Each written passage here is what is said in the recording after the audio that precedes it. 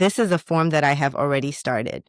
However, I just realized that they would like this also in PDF as a form. In this video, I will explain how to convert this Word document to PDF in just a few simple steps. First, you want to download the Developer ribbon, which is located under File, Options, and Add-in. The Developer ribbon offers more modern form options for you. But I prefer to use the legacy form options because they takes up less space.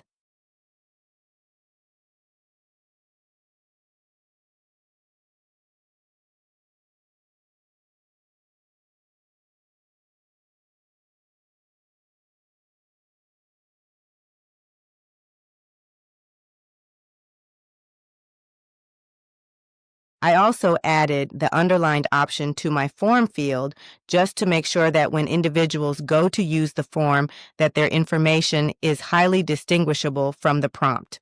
After you have made those revisions, you then want to go ahead and save your new file because this is going to be the one that you are going to use for your PDF.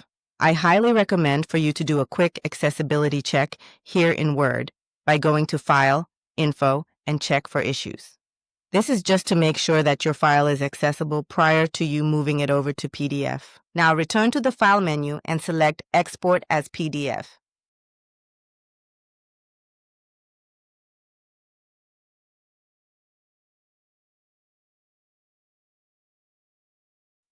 Now that your PDF is created, go ahead and select Create a Form. If there are no signatures required in the form, then leave the checkbox here blank and then select the button Create a Form. As you can see here, PDF is smart enough to go ahead and import all your form fields from Word as they were set up originally. This is why the export function is a little more effective than opposed to File, Save As. Next, you just want to check your form to make sure that it's accessible.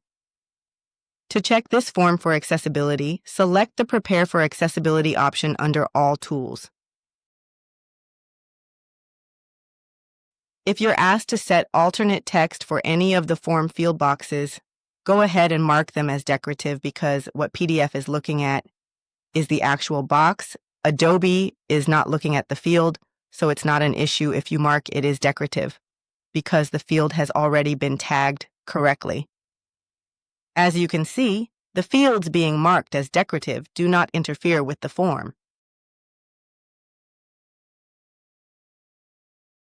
Lastly, go ahead and run another accessibility check just to make sure that everything has been added and that there are no errors.